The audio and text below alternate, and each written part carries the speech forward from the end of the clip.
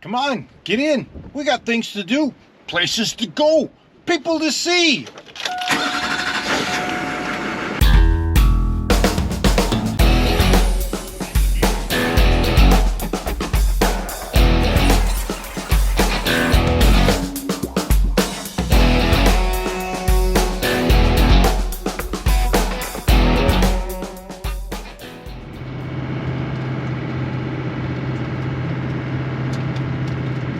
So this lady, she lives next door to a preacher.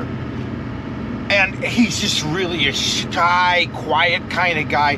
Hardly get 2 words out of him and just, very... But the guy steps onto the altar at church. And he is just this fiery orator, just wow.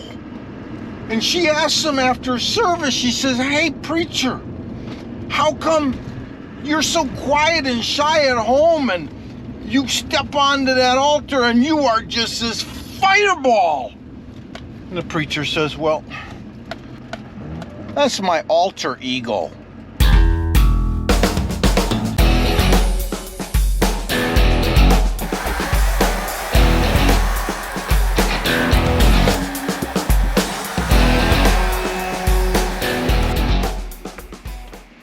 So glad you could meet me here. Well, pull up a chair, friends. Let's enjoy a little time here at our Algoma campus. Welcome to the next video number 3 in our 50 days through the book of Acts. On Sunday so far, we introduced the book of Acts, and then we talked about that experience of Pentecost and all the different emotional responses that came with it, including the very first one, confusion. A lot of people, when we get into this subject, they express some confusion. There's also, though, a lot of other just amazing emotions, including amazing. The ecstasy of being beside yourself, the wonder and marvelous experience of the Holy Spirit stepping into our realm. Well, after we chatted about those emotional responses, then we brought up last Sunday this whole thing of the elephant in the room. Yeah. In part 1 of the elephant in the room, we brought up the reality that tongues are weird. They're also wonderful. The next thing we'll hit is the elephant in the room part 2. That'll bring us up to our 4th Sunday. And as you continue here in our 50 days through the book of Acts, we've got a lot more sharing to do. Some exciting things are going to be coming up this next week. But in the meantime, we're in a transition here. Day number 15. As you launch into that takes us in Acts chapter number 8, our transition chapter. Oh, and there's so much happening in this transition chapter. It's a spiritual shift that's taking place. It's a transition. There's been a lot of persecution, and there will be even more persecution. We'll read ahead. And as they have cast out the church, the Holy Spirit has responded by bringing in the outcasts. We see a spiritual shift where it goes beyond Jerusalem, beyond the Jews, to the people of Samaria. We're going to see God continue by now bringing in the Gentiles. We are shifting from the center of the Jews in Jerusalem to now moving towards the Gentiles and making our way to Rome, the center of the Gentile world. I want to talk to you about another spiritual shift, a spiritual shift within your own life, because God has more for you and me.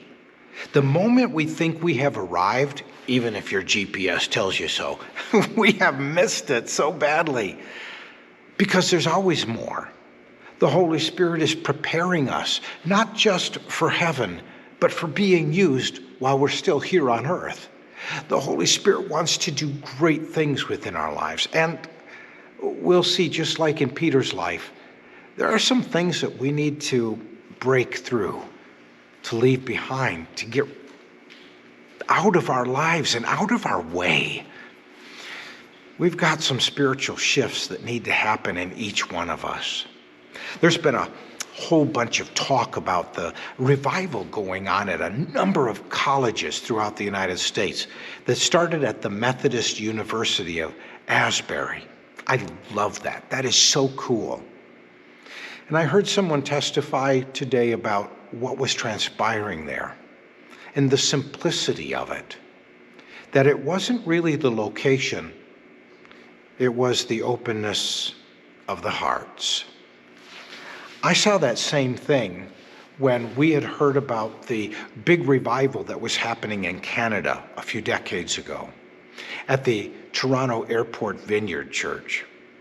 There was just amazing stuff happening, incredible miracles, the work of God, people's lives being transformed.